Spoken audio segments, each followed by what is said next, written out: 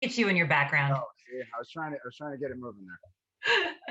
It was hard for me because you have to not mirror the image so that it's not backwards. So that was some troubleshooting I was doing right before this. So You think after a year of this, we'd have it all sorted out, but I know I never alas, have not a so much. background. Everyone just knows like what my room looks like, and so I know. this is I have, nice. I get to be private for the first time. I have a big mysterious black cabinet behind me that I've not told anybody what's in it, and it's created quite a stir for over a year now.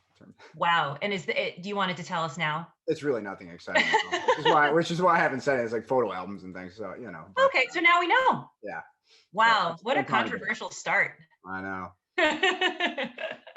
Well, thank you so much for being here today. So Annie was kind enough to say our titles and everything, but in terms of VP of Marketing, Head of Digital and Media, what does that mean at Nestle USA? Because it means something different everywhere. So I just love to for the audience to get a sense of just how much you work on, because as we've connected on, it's a lot. Yeah, so we're set up in a center of excellence type of structure. So I work in the Center for Marketing Excellence within Nestle USA, and so we essentially work on behalf of all of Nestle USA's great brands to really help them go to market. And so I oversee four core functions within that. So I oversee the Media Center of Excellence, which handles all the media planning and buying behind for those brands. The Brand Communication Center of Excellence, which handles a lot of the planning, brand strategy, positioning types of activities, creative agency management, and oversight. I manage our internal content studio. So we have an agency in house called The Lead that does all of our digital creative. So it's fully functioning agency, great talent in that group. They've won some awards for their work and so forth. And then I manage our digital center of excellence as well, which has everything in it from web experience to CRM to first party data management, digital innovation and analytics, product management, and consumer engagement services. That's it. That's it. So that's all. That's all. That's all. That's all I can fit in there. Oh my gosh, incredible. Yeah, I'm super excited today because we're going to talk through some of the things that your various teams are doing. So I just want to start out with looking back on last year and when the pandemic started. As this shift in consumer behavior happened, how did that set up your teams to innovate last year? How did that change the way that you did business? Last year was obviously crazy for everyone, right? And for Happy us, it really. anniversary, by the way, of the pandemic. Thank you. Coversary or whatever you want to call it. Yeah. But yeah, last year really started a bit of an at-home revolution for us as an industry, right? Everybody was bringing those eating occasions home, and we were really well positioned for that shift, right? We've got baking divisions, we've got frozen meals, we've got frozen pizzas, we sell coffee, we sell creamers, and we're really well positioned for where everybody went. Obviously, first and foremost, it was keep people safe, right? Mhm. So office folks went home, but we didn't all have that choice, right? We've got a ton of manufacturing team members that were really first and foremost on our minds of how do you keep them safe, and enable them to continue to do their jobs through this, right? And that was, first and foremost, don't lose track of that. We're not all office rats that got to go home. And so that was really the main focus was letting them continue working and keeping them safe, and continue working. They did, right, and we continued to sell a ton of everything that we basically could supply. And so, from a unit sales perspective, obviously it was a huge year, and a lot of our categories saw growth and interest, right? Baking took off, right? There was a lot of new people that came to the baking category as an example, and these new at-home experiences that they weren't having, but they were starting to fill their time with. And we when we were talking earlier, you told us a little bit about how you guys are thinking about cookies. Uh, not in terms of identity cookies. I know that everyone thought we were going to go in that direction, but could you tell us a little bit about what happened with Toll House and how you responded to the new bakers who were coming into your world? Yeah, so we started to look at different ways to help new bakers out, right? And so you've seen some product launches with our morsels and more, which is kind of an easy kit to make the cookies themselves. We were running an online series with Chef Meredith, who's our one of our bakers that was educating folks on on how to bake. And then, one thing we started to do is start to leverage digital technology as well. And so we were going through a lot of our consumer engagement services feedback and seeing folks were calling in and asking for cookie help, um, which was kind of astounding, to be honest to me. And the real cool thing out of it was that people were viewing Toll House as the authority here in cookie baking. And so we started to look at what are better ways that we can help there. And so we leveraged all this call data, and we started building it into a virtual human named Ruth. And it's, named after Ruth Wakefield, who invented the original chocolate chip cookie. But we launched Ruth, who's a virtual, baking assistant, and it's really built off of that first party data set, built off of all of the conversations and feedback that we had with consumers to really be there to help with cookie baking emergencies. And, on the surface, you say that, and it sounds a little bit silly. But there's a lot of, one of the things that we realized from the emotions and the tensions in those calls is there's a lot of emotion that goes into cookie baking, right? And anybody that's ever tried to bake cookies and had to buy some on the way to the bake sale at a school or something like that, or baked cookies for guests and failed in any of those events knows the strife that comes with the cookie baking fail. And so the intent of Ruth was really to help address some of the tensions and really, give credit to the fact that is a tension that people have. And so she's been out there for a few weeks, and she's learning. Obviously with any virtual assistant, the more feedback you get, the better they get over time. And but so far so good. She's out, saving cookies around the country. That's awesome. Yeah, and I feel like one of the themes that I'm seeing with you, it wasn't an issue of demand. It was an issue of supply, and then it was an issue of engaging with your consumers. And I love hearing taking that actual customer feedback and turning it into a solution where they're getting something more than just the product. They're also getting an experience, which is great to hear about from a brand. And obviously, like, something went well in your marketing that Toll House means chocolate chip cookies. So very cool. In terms of, you mentioned first party data, just in a more general sense, how is Nestle thinking about the collection of first party data? Now is the time more important than it ever has been before in terms of brands collecting first party data, engaging with those consumers and creating that positive experience. But how is Nestle thinking about first party data as a whole across everything that you oversee? I thought we were only going to talk about the cookies that we baked, but we're getting a little bit. No, I think the data landscape's ever changing, right? As we've seen with cookies, and we've seen where things have gone, and so first party data is really imperative on a few fronts, right? And it's still one, it's leveraging it to understand your consumers, right, and generate insights that you can act on. Two, it's leveraging it obviously to connect and engage with consumers, and so it plays multiple roles. And so for us, we know it's important. But we also know that the consumer owns that exchange, right? And that is an exchange, and it needs to be done with the value exchange, right? And so don't expect consumers to just hand over all their information anymore, right? The consumer owns the value exchange. And if you give them something, they'll give you their information. And I think the data will prove out that consumers say, hey, look, I'm willing to give you some information if you give me a better experience, if you provide some value to me. And so we always kind of look at first party data from that perspective. It's not something we go and harvest. It's something about, the consumer owns the exchange, and what is the value that we can exchange for that data. And speaking of which, can you give us an example of how you would think about that value exchange in action? Anything that you did in this year or in 2020? Yeah, and so there's obviously pretty straightforward, more simple things, right? If somebody visits our verybestbaking.com website, we are there to provide information. We're there to provide recipes. They can sign up and favorite recipes and things like that. And so there's value exchange from the information perspective, obviously. But then you start to look deeper into it, right? And you say, okay, well, what are other types of value exchange that we can provide? And so another example of that is we were looking at some of the data around our main, target consumers for Hot Pockets as an example. And so Hot Pockets is an interesting brand because they've got a bit of a split in terms of sometimes the buyer and the eater are often different, right? Not True. always, not always, right? I buy and eat them as well. But oftentimes you've got a split. And so one of the core user groups for Hot Pockets are younger males and tend to hang out in places like Twitch. Hmm. And so what we did was we ran a campaign around pockets for bits, basically. And so bits are the currency that gets exchanged within the Twitch ecosystem. And so we ran a promotion where basically you can exchange your purchase of hot pockets and redeem some of that for bits to be used on Twitch. And so that was a cool idea because again, it was rooted in that core demographic of who the buyer was, right? Met the consumer where they were, right? Which was hanging out in Twitch.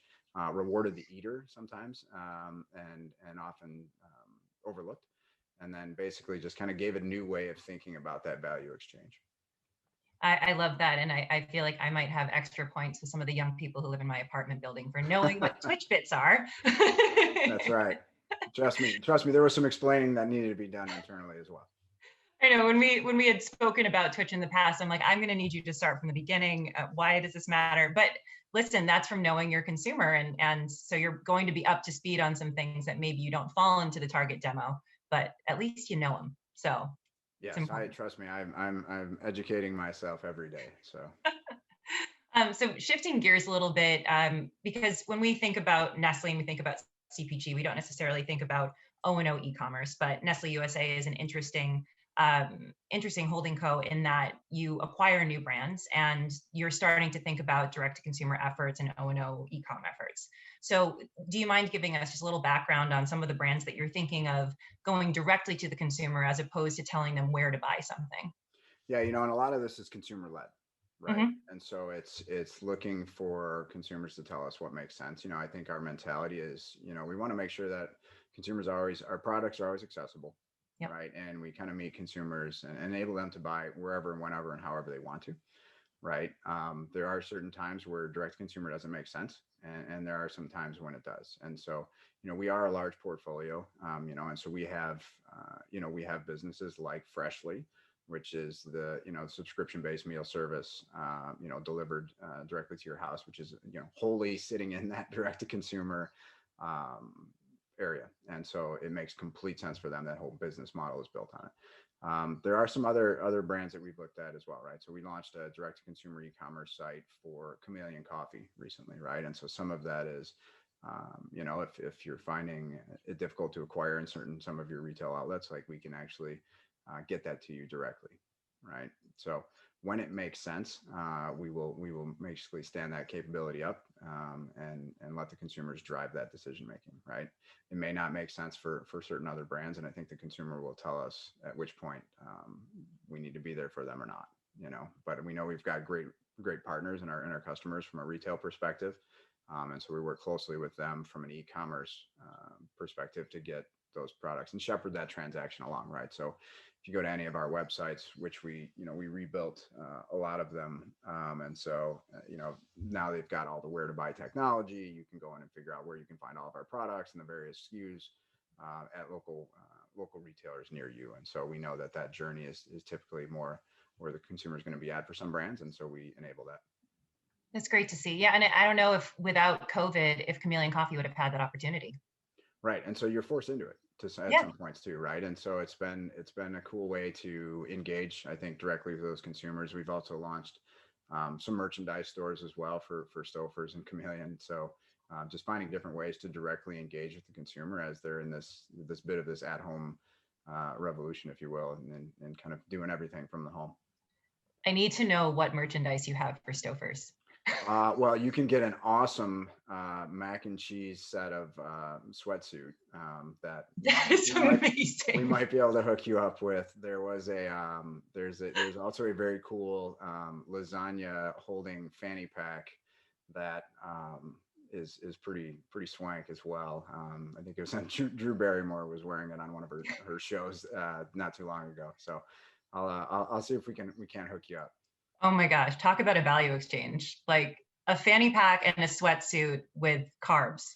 Yeah. Wow. I mean, like it doesn't get better. Mac and cheese sweatsuit. I mean, what more do you need? If you're stuck at home, what more do you need?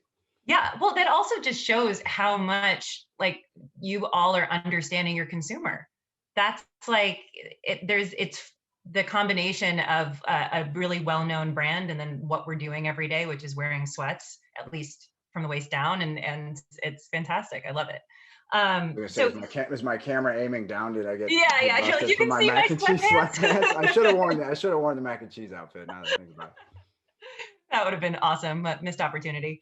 it. So I guess just to sort of shift gears a bit and close out with a theme that I feel like we've all been very familiar with, which is agility.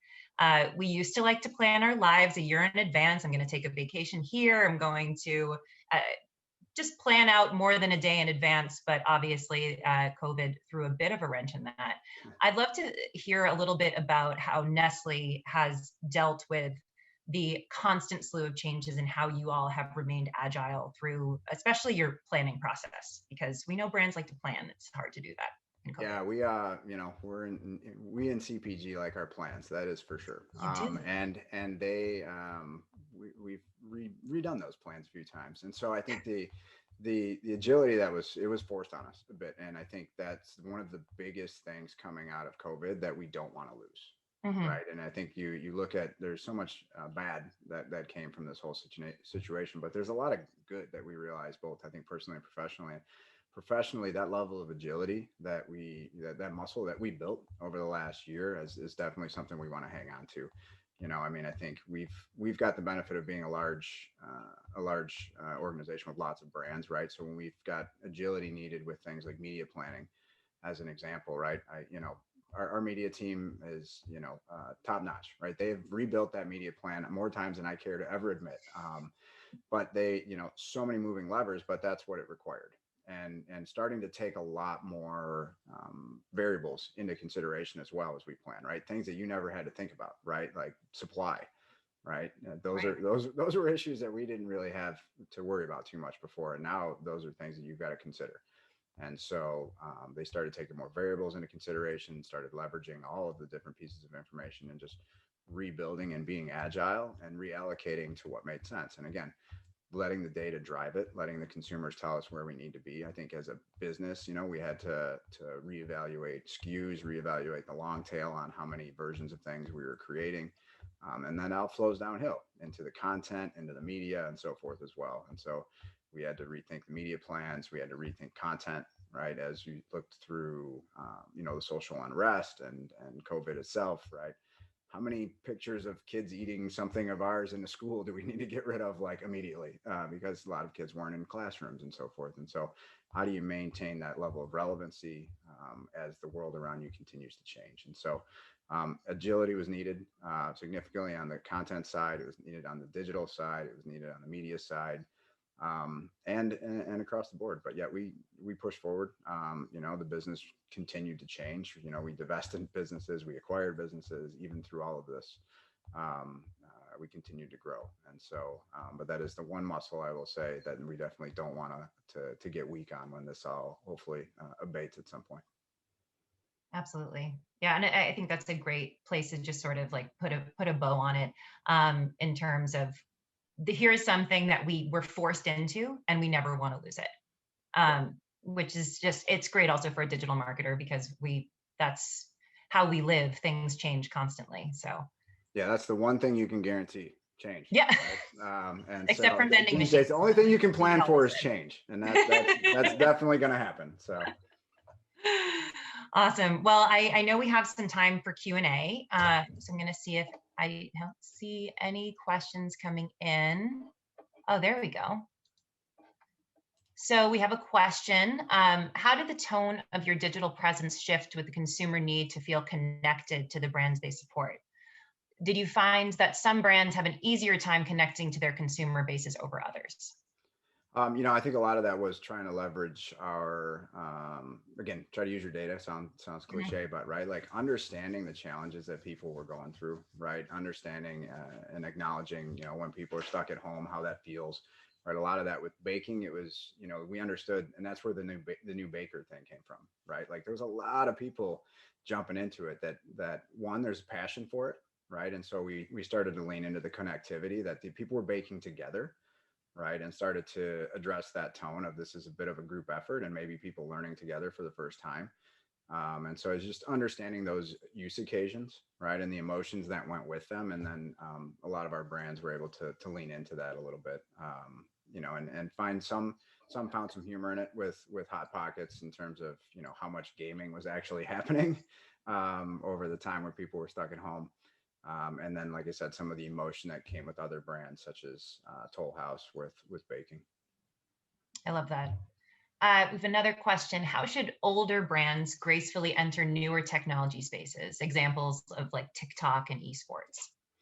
I think it's knowing where your brand fits and knowing where your consumer's at, right? I don't think it's necessarily about the age of the brand versus the age of the consumer, right? And so, Mm, look, Twitch isn't going to be the right place for every brand, right? We've got a giant portfolio of brands, and they're not all going to be there, right? But don't my watch out would be don't make assumptions, right? Because I think there are over indices on some of our target consumers for some of our brands on Twitch that I would have never imagined would be there. And so I think don't have your preconceived biases on where you should play for certain brands, but know that not every channel is an answer for every brand. do you have an example of any of those big surprises? Oh yeah, Coffee Mate was one of them. Yeah. I was, I think, I just wasn't probably as close to the demographics as I should have been on some of that. But I mean, I think you realize that there's, and coffee was one of the COVID categories that really blew up, right? And people started making Oh, yeah. Dalgona coffee and whipped coffees at home, and everybody became their own barista. And so Bakers and baristas everywhere. yeah, and it's so all of our Starbucks at home products, all of our Coffee Mate creamers, Natural Bliss creamers, all of those, the Chameleon coffees, right? All of these things were being used as people were becoming their own baristas and doing whipped coffees and so forth. And it was fun to see that category evolve as people brought it home and made it what they could be. Love it. So I have another question here. What is the biggest surprise in the last year? I'm sure you had a few. Um, yeah, Working from wow. home. Yeah. I mean, personally, no. I mean, I honestly like, I think the biggest surprise to me was I'll go on a people front, right? Like I went through my part of the organization as well. Like we moved a giant load of people immediately remotely, Mm, and people, and we were worried about people staying engaged. I think at the outset we're like, well, people stay engaged. How do we keep them motivated? And it was not even an issue, right? And I think so, and it was a pleasant surprise to some extent, but like it then become, how do you keep them from getting burned out? yeah. Because the biggest surprise to me when we first made that decision wasn't going to be that everybody was going to get burned out by it. It was like, how do we keep people motivated and things like, not a problem at all. And I think it really was a testament to, and maybe like I said, I'm not saying I'm trying to undersold people, but it was a testament to people's dedication to what they do and to getting it done. I mean, everybody just went home and got after it. And then it was like, whoa, okay, don't time out. Like, don't get burned out. And we've had to have conversations around like, I know you can't go anywhere, but like take time off, take a Hmm. break. And so I think that to me was the biggest surprise likely came on the people front in terms of how we navigated through that. Yeah, and Nestle USA is, well, across Nestle is a lot of people have been there for a very, very long time. So Yeah. the commitment to the brand and the company is so strong, and that doesn't change when you change your office location. Hey, people are So passionate enough to wear macaroni and cheese sweatsuits, right? Like, I really am going to follow up for that sweatsuit. I need all it. right, I got you. All right. So, how do you determine where to invest in terms of brand partnerships or brand acquisitions? And this person's asking that they saw that you recently acquired Essentia, Yeah. and if you're able to speak to that at all. Yeah, so I mean, one of the things that's not on the list of things I manage is obviously mergers and acquisitions, right? But a lot of it is really making sure that we're looking into the future in terms of what are going to be growth areas and filling in the white space in the portfolio, right? Essentia is a fantastic brand, and so once I guess identifying the white space, identifying the brands that fit the white space, and then making sure that they carry the right equities and the right, obviously the right financials and so forth to join the portfolio, right? Essentia. The alkaline based water, it fit well into our focus on waters as we go forward. So we divested our traditional bottled water business recently and have spent a lot of time looking into how do you then grow the remaining water business that we have. So things like Perrier, as an example, right? They play a different role in the consumer use occasions. And so Essentia fits into that portfolio better as a water brand that, plays a different role in a different use occasion. And so we look at things like use occasions, we look at things like brand fit, obviously we look at the profitability and so forth, and say, where will these things be incremental to the portfolio that we've got, right? And it's making sure that, you know, if you're creating a turf chart or something like that, right, what's going to bring the most incrementality to the overall portfolio, and grow the overall footprint, right? That's why things like Freshly were really incremental to us, because it is a direct to consumer subscription business that we were not typically playing in. Yeah, and Essentia is an interesting one because it coincides so well with working out from home. Right. That I drink that water constantly. So very exciting. We appreciate your acquisition. patronage, and we're excited. Here to help, shifting from Poland Spring and into Essentia. That's right. That's right. No, I mean, it's a great brand. We're excited to have them as part of the team. You know, and I think that the cool thing for me is that the more we bring these brands in, like Essentia, like Freshly, right, it's an opportunity for us to reevaluate how we do things, right? Mhm. They were successful brands for a reason. And we learn a lot from, you know, the brands that come in. We never approach it as, hey, we're Nestle, we're this big conglomerate, welcome to the family, do things like we do it. You know, there's always an element of what we can learn from them, and it you know, makes for the greater good. It's refreshing. It's nice to hear, especially from a big company like Nestle, but obviously on the cutting edge in terms of acquisitions. Another great question: how are you measuring effectiveness of digital spend? I'm sure there are about 400 answers to that. Yeah, every possible way we can. You know, so no, I think it's really a balance of, you know, traditional methodologies with looking at media mix modeling, multi-touch attribution models, and then a lot of working with our partners, right? Working with Facebook, working with Google, and so forth to, you know, the Pinterest of the world, to make sure that we're leveraging their tools, right? Are we leveraging their lift tools when we can? Are we looking at not just brand lift, but sales lift? You know, it's a little bit more difficult, obviously, from a CPG perspective. You know, my background, you know, comes from QSR, which is, you know, a little bit of a more of a direct to consumer business, obviously, with a lot more direct line of sight into conversion. And so in CPG, obviously, you got to bring a few more players to the table in terms of we don't own the entire conversion chain. So we've got to feed some of that partner data into that process. But, you know, a lot of those leveraging that partner data, leveraging our retail partners, third-party data providers, the media partners and their lift capabilities, and then obviously, you know, the data science and the modeling on our end. But it is imperative, right? And it is every day. You can't just check it once and then consider that channel working, because that channel changes, you know, 2 weeks after you've checked it. So Yep. it is a collection, I'll say, of approaches to make sure that we're getting quality returns on those investments. You somehow succinctly answered a question that could have been a 4-hour long answer. We'll do that. We'll do that some other session. Tell us, how do you measure success? Yeah. Another really easy, just quick question for you. What is the CPG marketing landscape going to look like in the next 12 months, according to Steve Kennedy? Tell us more. According to Steve Kennedy, look, I think it's going to be a lot of, it will look different 12 months from now than it does today. That's for sure. But no, I think you're going to continue to see shifting, obviously, toward digital channels. I think the biggest thing as we look toward the future is it's just the world's just going to become more fragmented. Right. You're going to see more fragmentation in media channels. You're going to see more fragmentation in just consumer cohorts. You're going to see just a lot of fragmentation. And with fragmentation, you know, it begets the need for more agility, right? And begets the need for more personalization capabilities and content customization. And so I think as we go forward in marketing, you're going to see the need for more agility, more customization, more personalization.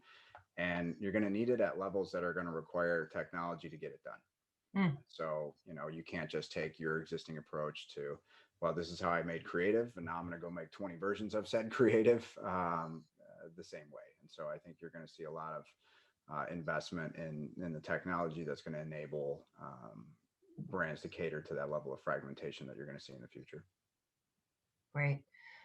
So regarding first party data, we spent a lot of time there. Are you doing a lot of data enrichment to understand those consumers?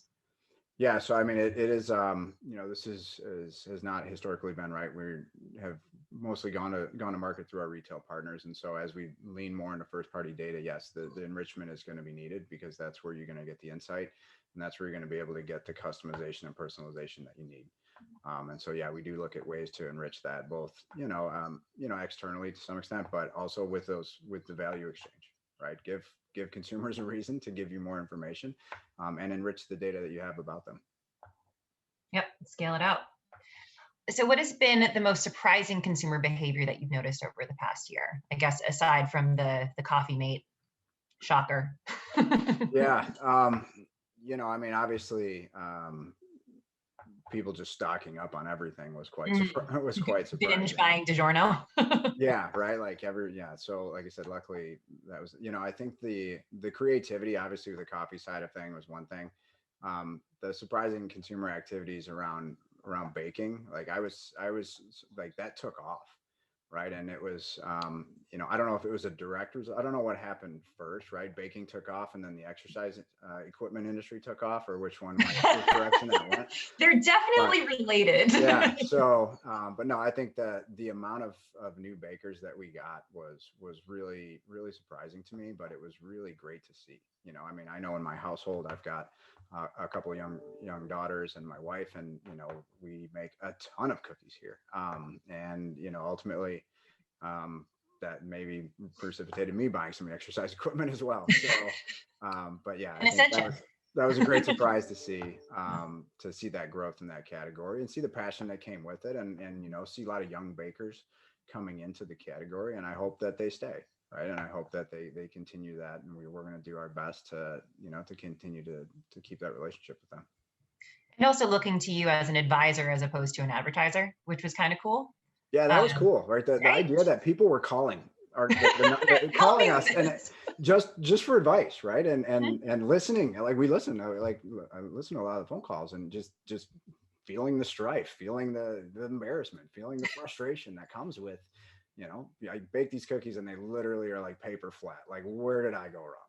Mm-hmm. Right? What did I do? And we're like, oh, well, where do you live, and how much dough did you actually put into it? And so, it was really kind of cool to see. I love that. So you touched on this with your Twitch example, but how important do you see the college older Gen Z demo being to your strategies moving forward? Yeah, I think it's going to be important. Obviously it varies by category, but obviously college, that college demographic, that obviously when they come out, they start having families and they migrate into different brands within our portfolio. So they're going to play an important role as they move through that process, right? We hope they keep buying Hot Pockets. You don't have to age out of Hot Pockets by any means. But we have a lot of brands for younger families as well, right? So like Nido, as an example, is another brand that we own and plays a role with obviously infant nutrition and so forth. And so they are important. They're a big demographic that's going to move through our portfolio a little bit. Hopefully, like I said, they don't necessarily age out, but when you start having families, you start needing family size lasagnas and so forth, right? And so that's they are an important demographic for sure. Yeah, thinking about life cycle when it comes to Yep. how you advertise them.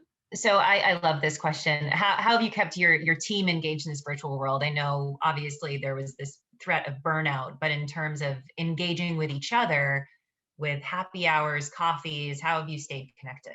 Yeah, it's evolved, right? We started out with like, all right, we're going to do a happy hour. And then everybody did a happy hour. And everybody's like, dude, if I have one more Zoom happy hour, I'm going to lose it, right? So, it's evolved, I think, over time. And I think the important thing was just to make sure you're intentional about it, right? And so we've had some larger like recharge events where we've had just kind of virtual events just focused on recharging. Right. And it's just recognizing, and I think pushing and recognizing the idea that it's okay to not be okay. And I think, I've tried to push that with the team, like recognize that it's okay to not be okay. Right. Not everybody's doing as well as their little Zoom picture makes them look. Right. It's like their background's on because chaos is happening back here. Right. Like, and people are teaching at the same, their kids are home, right? And so it's having that understanding. And so we've done things like dedicated recharge events. We've done obviously happy hours. And one of the things that we realized people really appreciated through some of these events, and we've been leaning on a little bit more, is they appreciate the connection. And so we started carving out, like we literally would do, it's not even like speed dating, but like little groups of people, just to talk to each other and say, okay, yeah, how have you been? right? No purpose, no intent, no business. Just let people orchestrate some of the conversations that people were missing. And I think that really has gone a long way to keep people connected, keep people feeling motivated, and keep people feeling okay that it's okay to not be okay sometimes. And so I talk to the team a lot about courage. And one of our, things is people need to have courage. And I think people translated that originally to like, have courage, take big risks, do big projects and stuff like that. But I often tell people, right, courage is the ability to ask for help. And so I think Be vulnerable. be vulnerable, right? If you need help, if you can't make it to the meeting because your kid literally is having a meltdown over here and you got to deal with that, someone else will help you. And so have the courage to ask for it, right? It's okay to not be okay. And so I think that's been a lot of how we've kept people engaged and motivated is make sure that they know that and be there to support them. I like that a lot more than the virtual happy hours that I was forced into at the Right, beginning. right. So I was like, no more. You use the term forced into, but one of the things we used as a parameter, if you will, is to say, all right, we need to limit forced fun. Right? It's really not. Let's limit forced fun, right? Like Yeah. how much fun are we forcing people to try to have here? So yeah, it ends up being performative as well, where it just is. It's not a great. Right. At some point, the happy gets lost, is what we. Yeah. Right? The happy's not there anymore. Now it's another hour. Exactly. So we only have a couple of minutes left, but I do really like this question. Based on your experience, what company values matter most to the young consumers? Company values, right? I mean, you got to have a principle, right? You got to, I think transparency and honesty are huge, right? And so I think, if you're not transparent and honest with yourself and what you stand for, it's younger employees see right through that, right? And so, obviously we went through a lot with the social unrest, and every company navigates that in its own way. But you gotta know what your values are, right? We do a ton of work from a sustainability perspective, and we know that a lot of younger employees really gravitate toward caring about that. And so it's not just saying, hey, we want to be, want to look at sustainability, right? It is something that permeates through our whole business globally. And so we walk the walk there, and that's something that matters to folks. And so I think those know what those values are, and then don't just talk about them. I think that's a beautiful place to end, with Annie entering. All right. Well, hey, it is good to see you, Annie. Kendra, thank you so much. Always a pleasure. Look forward to doing these again in person someday. Yeah, that would be the best. I don't have to worry about figuring out the background at the beginning. Yeah, exactly. Thank you so much, Steve. All right, guys. Good seeing you. Thank you both so much. See you, ladies. Bye. All right, everybody.